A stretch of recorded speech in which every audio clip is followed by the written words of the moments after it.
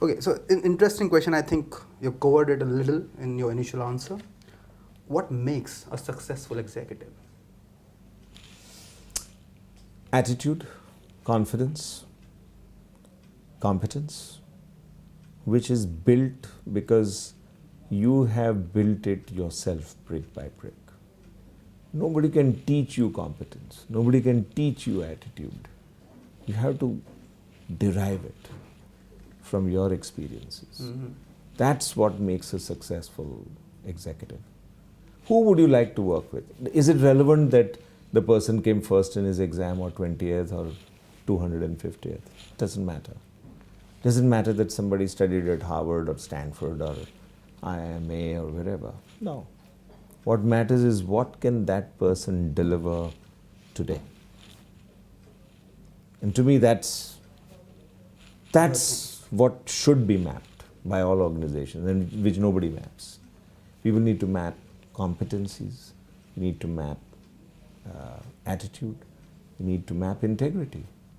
Because if you are not a person of integrity, then you will not be in the path of learning.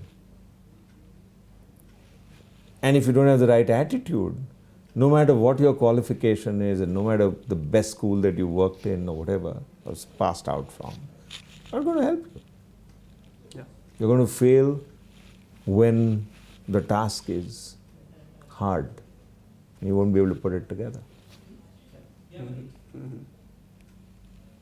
So is education becoming a hindrance in that sense for these successful executives? Education is a baseline. It's useful to have education. But you need to know what to make of your education. Bulk of everybody's education is self-learning. If you cannot do self-learning, then you may be qualified, but you may not be educated. That's the difference. You may have a qualification. People have strings of qualifications. But are they really educated? Can they be ready for anything that comes? That's the key.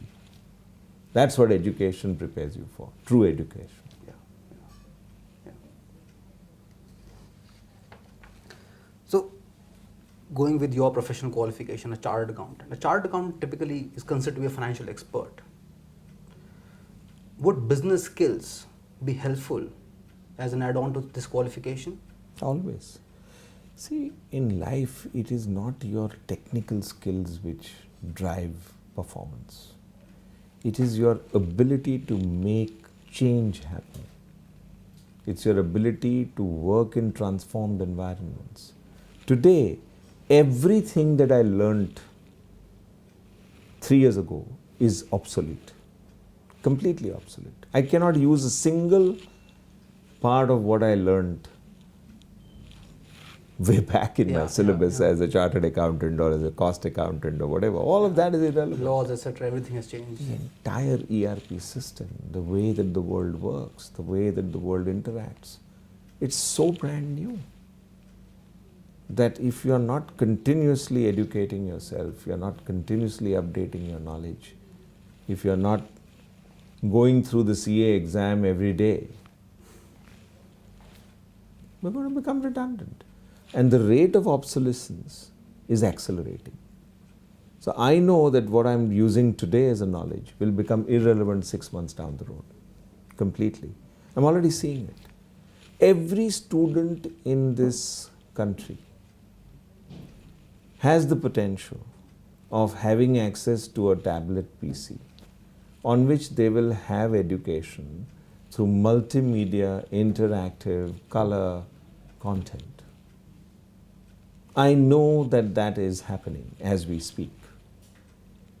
The cost of having a tablet PC and this extraordinary content built into it is becoming less than the cost of buying textbooks for a whole year.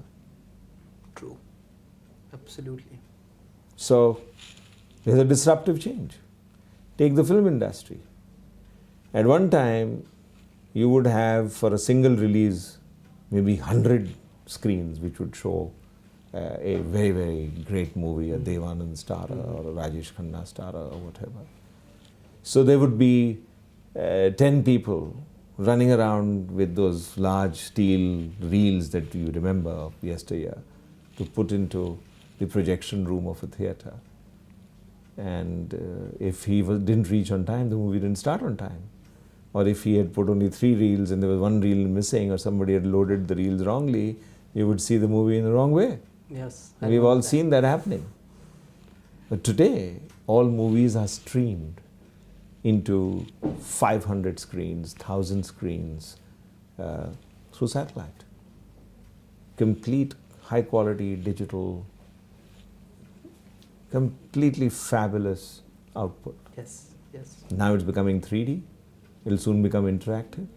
You'll soon have smell in the theatre, which is in line with the way the movie is. Mm-hmm. So if you're watching a horror movie, the smell will be different in the theatre, whereas if you're watching a romantic movie.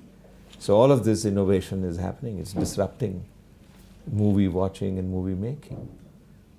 So what we learned 3 years ago is completely irrelevant. Yeah. In fact, what you're referring to in some sense is planned obsolescence, which has become such a norm in a lot of technology Inevitable. industries. It's inevitable because we are learning at such a rapid pace, and the trajectory of learning, if you map it, is so phenomenal that disruptive change is going to be the only norm.